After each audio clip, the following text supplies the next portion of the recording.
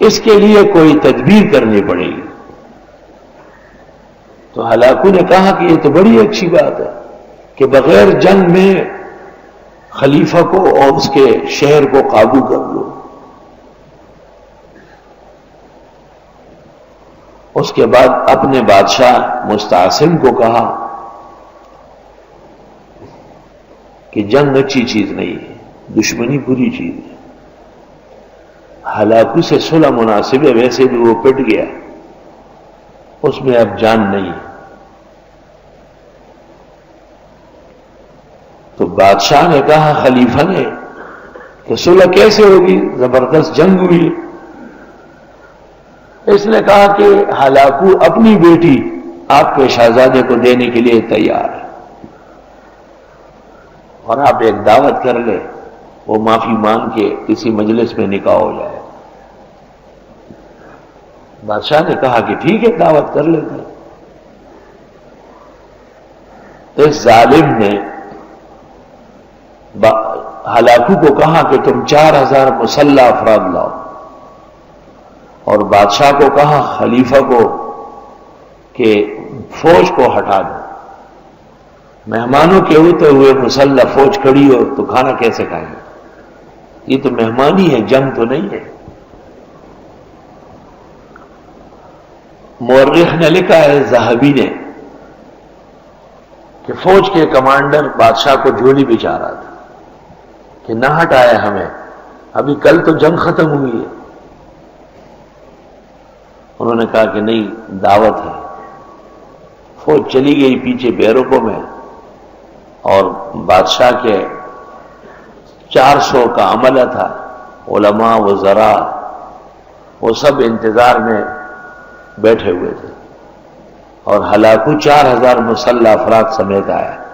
بادشاہ کو بما شہزادوں اور وزیروں کو ذبح کیا، اور پورے عملے کو ذبح کیا، اور اس کے بعد شہر میں کوہرام مچایا۔ 21 لاکھ کی آبادی جو میں نے بتائی، دیول میں ذہبی نے لکھا ہے 3 لاکھ رہ گئی، باقی سب لوگ قتل ہو گئے۔ اور مسلمان اتنے ہراساں تھے، اتنے گھبرائے ہوئے تھے، قتل و غارتگری سے اتنے ڈر گئے کہ ایک ہلاکو عورت ان سے کہتی کہ میں بہت تھکی ہوئی ہوں، مار نہیں سکتی، لیٹ جاؤ، تو وہ لیٹ جاتی۔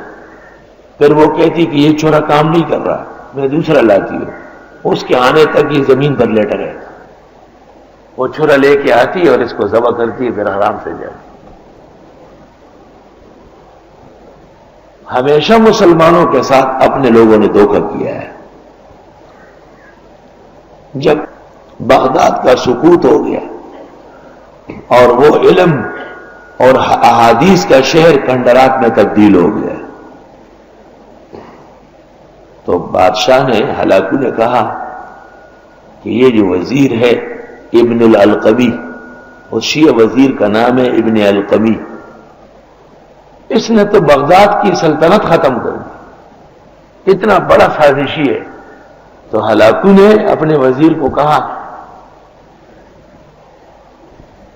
چلتے چلتے ابن القمی کو خنجر مارا اور زمین پہ گرایا۔ ابن القمی نے کہا یہ میرے ساتھ کیا ہوا؟ کہا ظالم، تیری وجہ سے تو 40 لاکھ کی آبادی قتل ہو گئی، تم ہی نے تو غداری کی اپنے خلیفہ کے ساتھ۔ تو جس نے اپنے لوگوں کے ساتھ غداری کی وہ دوسروں سے کبھی وفا کی توقع نہ رکھے، یقیناً ان کا بھی یہی حشر ہونے والا ہے جو ابن القمی کا ہوا ہے۔ یا ایھا الذین آمنوا، دوسرا خطاب، اے ایمان والو، لا تحلوا شعائر اللہ، حلال مت جانو حق تعالی کے شاعر کو۔ شاعر جمع ہے شعیرہ کی، ہر وہ چیز جو دین پر دلالت کرے وہ شعیرہ ہے۔ جیسے احرام کی حالت ایک مخصوص حالت پر دلالت کر رہی ہے تو محرم پر پابندیاں لگ گئی۔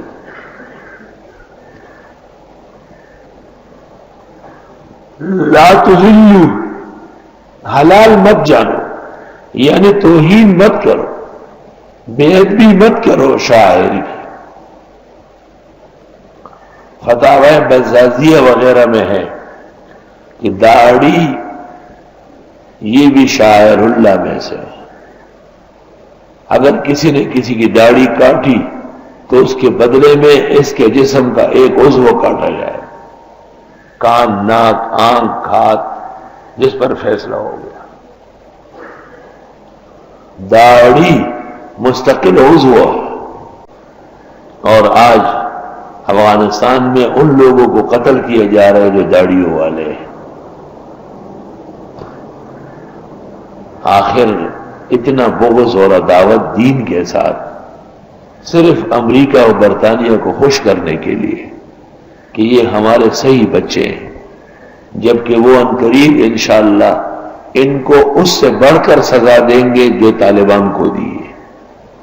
یہ قاعدہ ہے کہ جو غدار بن کے ساتھ آتا ہے اس کی سزا کڑک ہوتی ہے. یہ اصول ہے. 656 میں بغداد پر مستعصم کی حکومت تھی، خلیفہ مستعصم، اور صرف بغداد شہر کی آبادی 21 لاکھ تھی، اور سلطنت اسلامیہ حرمین تک پھیلی ہوئی تھی. ہلاکو اور خلیفہ اسلام کے درمیان جنگ ہوئی. ہلاکو کی فوج بھاگ گئی اور اسلامی فوج کو فتح ہو گئی. خلیفہ سے ایک فروگزاشت ہو گئی تھی